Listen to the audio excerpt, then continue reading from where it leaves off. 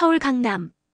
대한민국 최상위 0.01%만이 살 수 있다는 그곳에 한 채의 저택이 있었다. 천평대지 위에 세워진 3층 한옥 양옥 혼합 건축물. 정원에는 일본에서 공수한 단풍나무들이 붉게 물들어가고 있었다. 한 그루에 3천만 원. 정원에만 50그루. 조경비만 15억이 넘는 집. 이 집의 주인 김태수. 77세. 국내 5대 건설사 태산건설 회장. 개인 자산 2조 3천억. 그는 오늘 자신의 생일을 맞아 특별한 발표를 준비했다. 오늘이 마지막이 될 거야. 태수는 거실 창가에 서서 중얼거렸다. 그의 눈빛은 차가웠다. 마치 무언가를 오래 기다려온 사람처럼. 오후 9시. 현관문이 하나둘 열리기 시작했다. 가장 먼저 들어온 사람은 첫째 아들 김도윤. 46세. 태산건설 부사장. 명품 수트에 롤렉스를 찬 그는 겉보기엔 완벽한 재벌 2세였다. 하지만 그의 눈가에는 지친 기색이 역력했다. 아버지. 도윤이 고개를 숙였다. 태수는 고개만 끄덕였다. 다음으로 들어온 사람은 둘째 딸 김혜린. 43세. 서울대 의대 교수. 그녀는 지적이고 냉철한 외모를 가졌지만 아버지 앞에서만큼은 어린아이처럼 긴장했다. 아버지, 오랜만이에요. 그래. 태수의 대답은 짧았다. 마지막으로 들어온 사람은 막내 김지호. 38세. 태산건설 기획이사. 미국 유학파 출신인 그는 형제 중 가장 자유분방했지만 오늘만큼은 표정이 굳어 있었다. 아버지, 유 원장 얘기 진짜예요? 지호가 조심스럽게 물었다. 태수는 아무 대답 없이 소파를 가리켰다. 앉아라. 세 남매가 소파에 앉자 거실 안쪽에서 또 한 사람이 나타났다. 박순자. 62세. 이 집에서 30년을 일한 가사도우미. 그녀는 쟁반에 차를 담아 조용히 내려놓았다. 그리고 태수의 뒤편에 섰다. 마치 가족의 일원처럼. 순자 씨도 여기 계셔야 하나요? 혜린이 불편한 표정으로 물었다. 태수가 차갑게 대답했다. 당연하지. 오늘 주인공 중 한 명이니까. 거실의 공기가 순식간에 얼어붙었다. 탁자 위에는 두꺼운 갈색 봉투가 놓여 있었다. 봉투 위에는 붉은 글씨로 이렇게 쓰여 있었다. 유 원장 마이너스 개봉은 10월 10일 오후 10시 정각에. 벽시계가 째깍째깍 소리를 냈다. 9시 58분. 도윤이 참지 못하고 입을 열었다. 아버지, 이번에도 농담이시죠? 작년에도 재작년에도 똑같은 거 하셨잖아요. 태수는 천천히 고개를 저었다. 이번엔 진짜다. 진짜요? 지호가 되물었다. 그래. 이제 농담할 나이는 지났어. 의사가 그러더군. 내게 남은 시간이 3개월이라고. 세 남매의 얼굴이 하얗게 질렸다. 아버지, 그게 무슨... 혜린이 떨리는 목소리로 물었다. 태수는 담담하게 대답했다. 췌장암 말기. 이미 전이됐어. 이번 겨울을 못 넘길 거야. 정적이 흘렀다. 9시 59분 50초. 태수가 봉투에 손을 뻗었다. 그의 손가락이 미세하게 떨리고 있었다. 노화 때문인지 아니면 다른 이유 때문인지. 19, 8. 태수가 직접 카운트다운을 시작했다. 7, 6, 5. 순자의 눈빛이 흔들렸다. 4, 3, 2. 도윤이 침을 삼켰다. 1. 오후 10시 정각. 태수의 손이 봉투를 찢었다. 그 소리가 거실에 울려 퍼졌다. 그리고 그는 기이하게도 미소를 지었다. 이제 진실을 알 때가 됐구나. 봉투 안에서 나온 종이는 단 한 장이었다. 태수가 천천히 펼쳐 읽기 시작했다. 그의 목소리는 떨림없이 또렷했다. 나 김태수는 정신이 온전한 상태에서 이 유언장을 작성한다. 내 전 재산 2조 3천억 원, 태산건설 지분 67%, 서울 강남 일대 부동산 37곳, 해외 자산 일체를 모두 포함하여. 세 남매가 숨을 죽였다. 내 진짜 자식에게 물려준다. 뭐? 도윤이 벌떡 일어섰다. 진짜 자식이요? 무슨 말씀이에요? 우리 셋이 다 아버지 자식 아니에요? 태수는 계속 읽었다. 진실은 이 집안에 숨겨져 있다. 너희가 찾아라. 단 시한은 24시간. 내일 오후 10시까지 진실을 찾지 못하면 내 전 재산은 사회에 환원된다. 혜린이 소리쳤다. 이게 대체 무슨 게임이에요? 지호도 떨리는 목소리로 물었다. 우리 셋 중 한 명이 가짜라는 거예요? 태수는 유언장을 내려놓고 천천히 와인잔을 들었다. 그의 손끝이 약간 떨리고 있었다. 너희 어머니가 세상을 떠난 해가 언제였지? 1989년. 혜린이 대답했다. 그래. 그 해 이 집엔 또 다른 사람이 살고 있었어. 순간 세 남매의 시선이 동시에 뒤를 돌아봤다. 박순자. 그녀는 무표정한 얼굴로 서 있었다. 혜린이 날카롭게 물었다. 혹시 그 얘기예요? 아버지랑 순자 아줌마가. 태수는 와인을 한 모금 마셨다. 직접적인 건 말하지 않겠다. 하지만 힌트는 주지. 그는 테이블 위에 오래된 사진 한 장을 던졌다. 사진 속에는 젊은 시절의 태수와 20대 초반으로 보이는 순자가 함께 서 있었다. 그리고 그들 사이에는 어린아이 하나가 서 있었다. 이게 뭐예요? 지호가 떨리는 손으로 사진을 집어들었다. 태수는 냉정하게 말했다.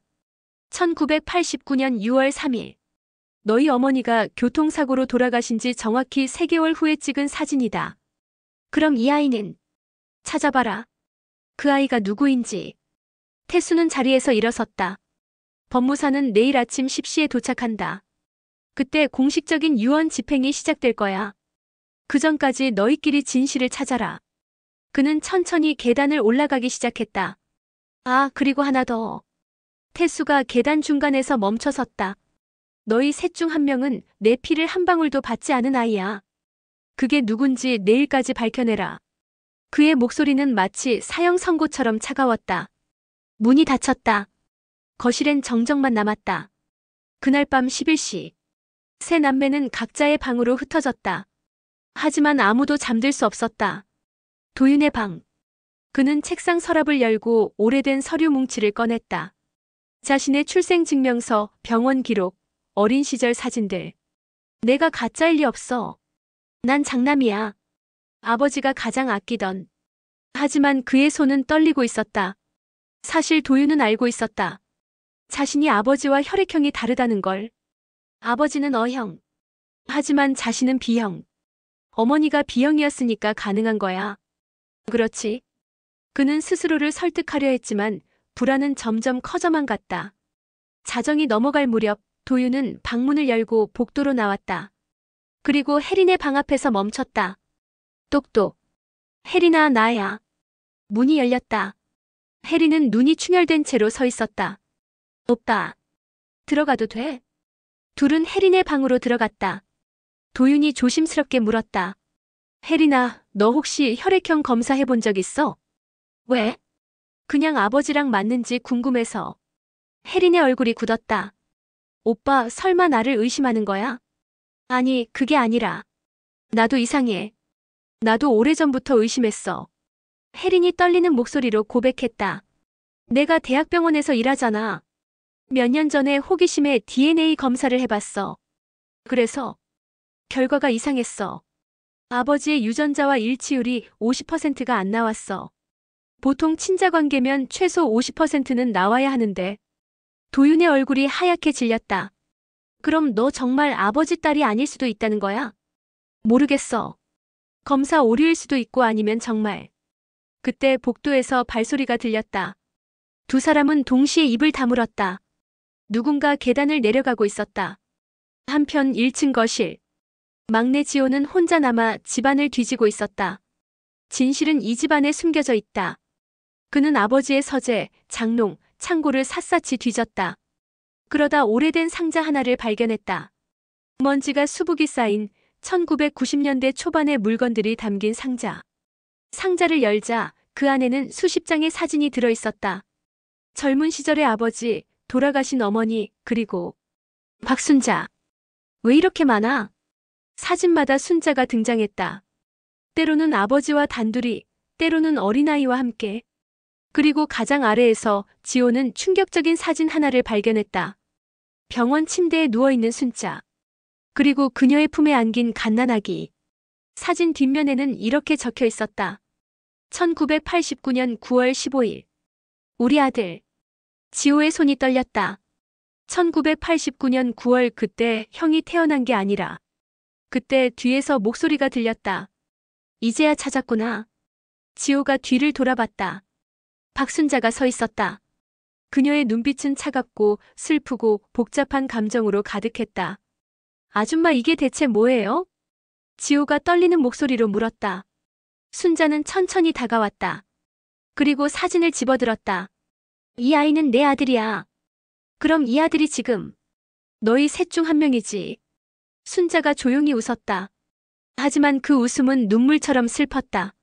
너희 아버지는 1989년 내 인생을 망쳤어. 그리고 30년 동안 나는 이 집에서 하녀로 살았지. 내 아들이 누군지도 모른 채. 그게 무슨. 하지만 이제 알게 될 거야. 곧. 순자는 사진을 지호에게 돌려주고 천천히 계단을 올라갔다. 지호는 그 자리에 얼어붙은 채 서 있었다. 새벽 2시. 집안의 모든 불이 갑자기 꺼졌다. 정전이었다. 도윤아, 불 좀 켜.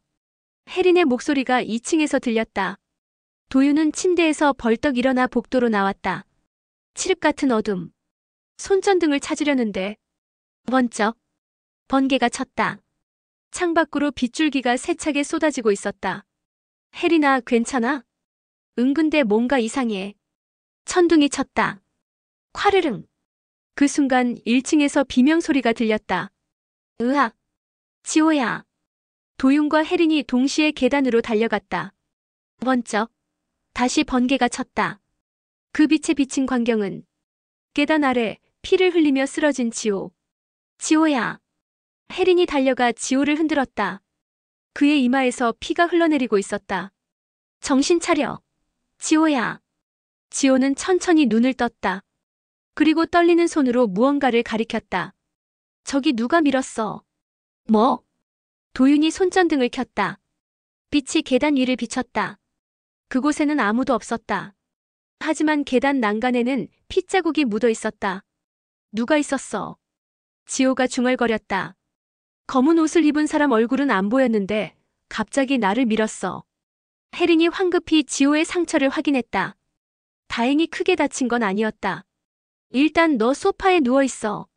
내가 응급처치할게. 그때 복도 끝에서 발소리가 들렸다. 딱, 딱, 딱. 천천히 규칙적인 발소리. 도윤이 손전등을 그쪽으로 향했다. 빗속에서 나타난 사람은 박순자. 그녀는 무표정한 얼굴로 계단을 내려오고 있었다. 그리고 손에는 열쇠 하나가 들려 있었다. 피가 묻은 열쇠. 아줌마 그게 뭐예요? 도윤이 떨리는 목소리로 물었다. 순자는 대답 없이 거실로 걸어왔다. 그리고 탁자 위에 열쇠를 던졌다. 비밀 금고의 열쇠야. 비밀 금고. 회장님이 숨겨둔 거야. 진실이 담긴 곳. 순자는 지호를 내려다봤다. 그녀의 눈빛엔 묘한 감정이 담겨 있었다. 유언장은 아직 끝나지 않았어. 진짜 자식만이 회장님의 모든 걸 받을 수 있어. 그 말과 함께 다시 불이 들어왔다. 환한 불빛 아래 순자의 손에 묻은 피가 선명하게 보였다. 혜린이 소리쳤다. 당신이 지호를 밀었어. 순자는 고개를 저었다. 아니, 난 그저 열쇠를 가져왔을 뿐이야. 그럼 이 피는? 그건. 순자가 말을 멈췄다. 그리고 천장을 올려다봤다. 회장님한테 물어봐. 모두의 시선이 2층으로 향했다. 아버지의 방. 문틈 사이로 붉은 액체가 흘러나오고 있었다. 새벽 6시. 경찰과 앰뷸런스가 도착했다. 하지만 너무 늦었다. 김태수 회장은 이미 숨진 상태였다. 사인은 독극물 중독. 베개 옆에는 빈 약병이 놓여 있었고 그의 손에는 편지 한 장이 쥐어져 있었다. 내가 직접 선택한 죽음이다. 누구도 의심하지 마라. 진실은 금고 안에 있다. 비밀번호는 내가 가장 사랑했던 날짜. 경찰이 수사를 시작했지만 유서와 상황상 자살로 결론이 났다. 오전 10시. 법무사 이정훈이 도착했다. 그는 검은 서류 가방을 들고 거실로 들어왔다. 유족 여러분, 깊은 조의를 표합니다. 세 남매는 아무 말 없이 앉아 있었다.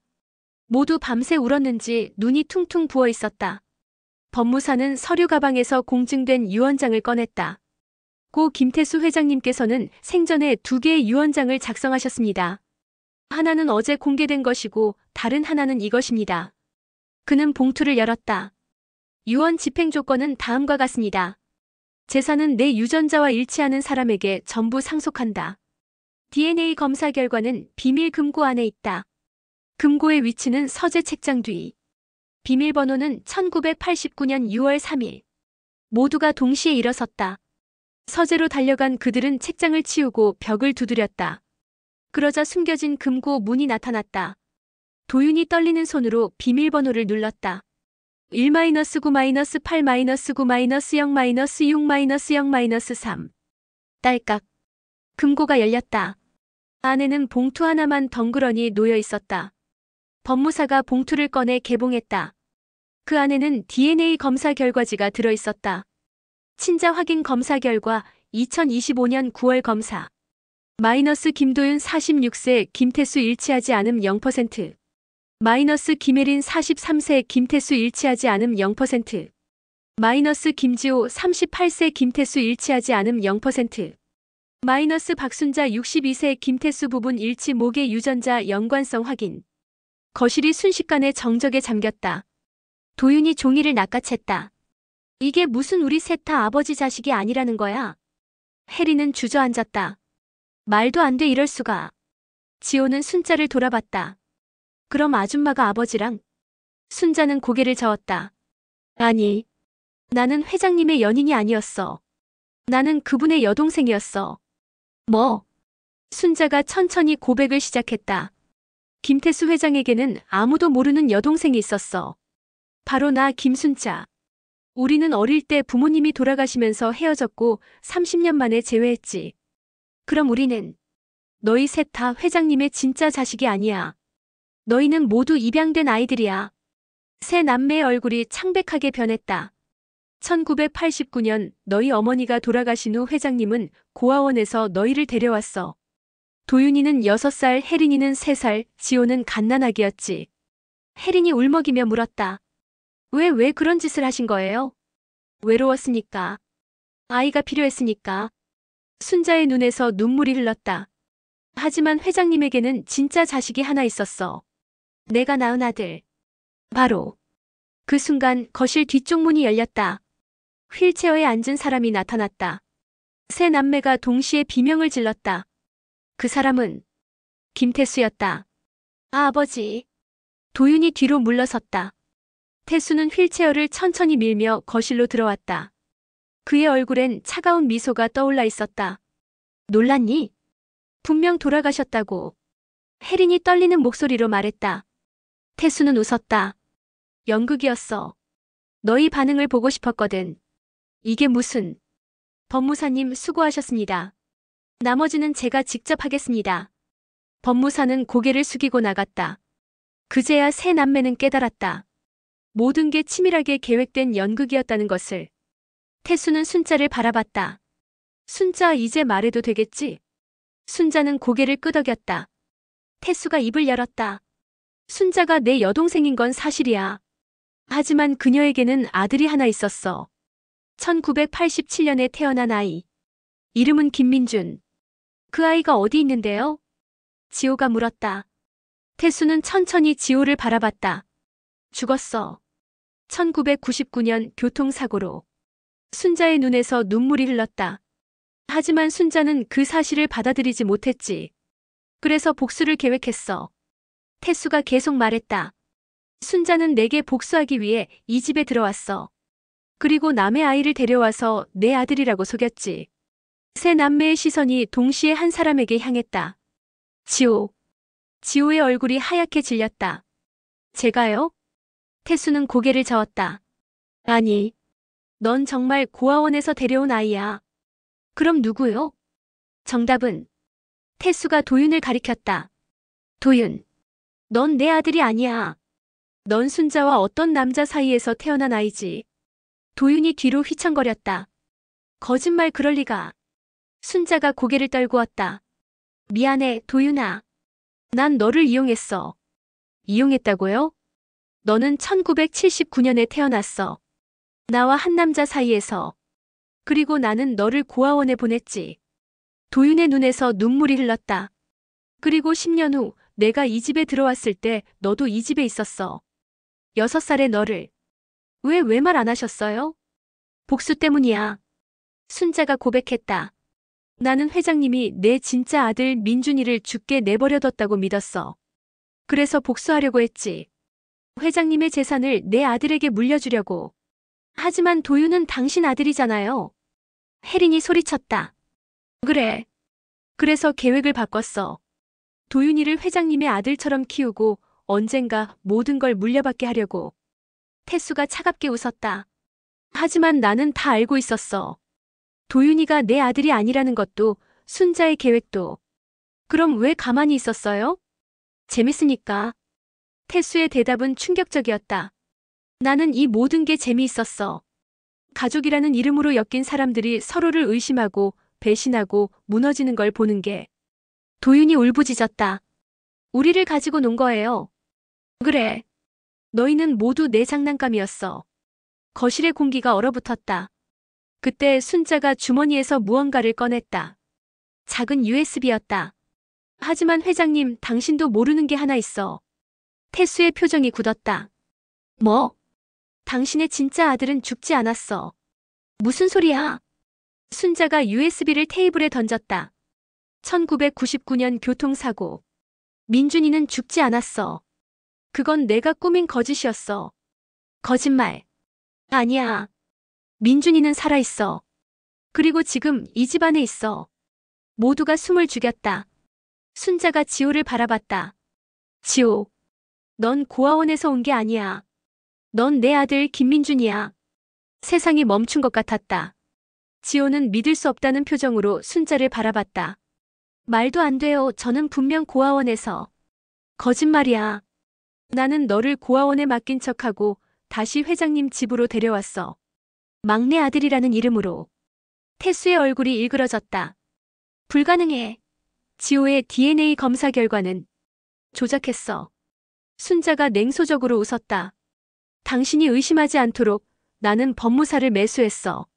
검사 결과를 바꿨지. 태수가 휠체어에서 일어서려다 비틀거렸다. 이럴 수가. 순자는 USB를 집어들었다. 이 안에 진짜 DNA 검사 결과가 있어. 김지호와 김태수의 친자관계. 일치율 99.9%. 도윤과 혜리는 충격에 빠졌다. 지호는 떨리는 손으로 자신의 얼굴을 만졌다. 그럼 저는 정말 아버지. 그래. 넌 회장님의 유일한 친아들이야. 태수는 주저앉았다. 그의 얼굴은 패배감으로 가득했다. 30년 동안 날 속인 거야? 그래. 당신이 내 인생을 망친 것처럼 나도 당신의 인생을 망쳤어. 순자가 지호에게 다가갔다. 지호야, 아니 민준아. 이제 모든 게 내 거야. 회장님의 재산, 이 집, 모든 것. 하지만 지호는 고개를 저었다. 싫어요. 뭐? 전 이런 식으로 얻고 싶지 않아요. 거짓말과 복수로 얼룩진 유산 같은 건. 그 순간 태수가 갑자기 가슴을 움켜쥐었다. 아버지. 새 남매가 달려갔다. 하지만 이번엔 연기가 아니었다. 진짜 심장마비였다. 태수는 바닥에 쓰러졌다. 그의 손이 공중에서 무언가를 찾듯 떨렸다. 지호 민준아. 지호가 아버지의 손을 잡았다. 태수는 마지막 힘을 짜내 속삭였다. 미안하다, 내가 널 몰라봐서. 그리고 그는 눈을 감았다. 이번엔 진짜 죽음이었다. 앰뷸런스가 다시 도착했지만 소용없었다. 김태수 회장은 오전 11시 43분 공식적으로 사망했다. 3일 후 장례식이 끝나고 유산 분배가 시작됐다. 법원은 DNA 검사 재확인 끝에 김지호를 유일한 상속자로 인정했다. 도윤과 혜리는 최소한의 생활비만 받고 집을 나갔다. 순자는 복수를 끝냈지만 표정은 공허했다. 그리고 지호는 혼자 남은 저택에서 아버지의 서재를 정리하고 있었다. 그때 오래된 USB를 발견했다. 아버지의 목에 걸려있던 그 USB. 지호는 컴퓨터에 꽂았다. 파일 하나가 열렸다. 비밀 영상 마이너스 1999년 6월 3일. 화면이 재생되기 시작했다. 영상 속에는 젊은 태수와 순자가 있었다. 그리고 그들 사이에서 한 아이가 걸어 나왔다. 10살쯤 되어 보이는 남자아이. 카메라가 아이의 얼굴을 클로즈업했다. 지호는 숨이 멎었다. 그 아이는 지금의 자신과 똑같은 얼굴이었다. 이게 나. 영상 속의 아이가 카메라를 향해 활짝 웃었다. 그리고 입을 열었다. 안녕하세요. 제 이름은 김민준이에요. 저는 아빠를 사랑해요. 지호의 눈에서 눈물이 흘렀다. 영상이 계속되었다. 아빠, 제가 만약 죽으면 저를 기억해주세요. 그리고 저 대신 행복하게 살아주세요. 카메라가 흔들렸다. 누군가 울고 있었다. 아마 아버지였을 것이다. 그리고 영상이 끝나기 직전 아이가 한마디 더 했다. 아빠, 저 다시 태어나면 또 아빠 아들로 태어나고 싶어요. 화면이 꺼졌다. 지호는 그 자리에서 한참을 울었다. 그날 밤, 지호는 홀로 거실에 앉아 있었다. 집은 너무 넓고 너무 조용했다. 그때 현관에서 소리가 들렸다. 딩동 딩동. 초인종이었다. 지호는 이상하게 생각했다. 이 시간에 누가? 그는 현관으로 걸어갔다. 그리고 문을 열었다. 그 순간 그는 얼어붙었다. 문 앞에는 한 아이가 서 있었다. 10살쯤 되어 보이는 남자아이. 그 아이의 얼굴은 영상 속 민준이와 똑같았다. 아니, 어린 시절의 자기 자신과 똑같았다. 아이가 고개를 들어 지호를 바라봤다. 그리고 미소를 지었다. 아버지, 이제 내 자리 돌려줘요. 지호는 한 발 뒤로 물러섰다. 온몸이 얼어붙었다. 누구세요? 아이는 대답 없이 집 안으로 걸어 들어왔다. 마치 이 집을 잘 아는 것처럼. 그리고 거실로 걸어가 아버지가 앉았던 소파에 앉았다. 저예요. 김민준. 그럴 리가, 민준은 제가. 맞아요. 당신이 저예요. 그리고 저도 당신이에요. 아이의 목소리는 기이하게 공명했다. 우리는 같은 사람이에요. 시간을 뛰어넘어 만난 자. 지호는 뒤로 물러섰다. 말도 안 돼. 아버지는 진실을 알고 계셨어요. 당신이 진짜 민준이라는 걸. 그래서 모든 걸 당신에게 물려준 거예요. 아니야, 이건 꿈이야. 아이가 일어서서 지호에게 다가왔다. 꿈이 아니에요.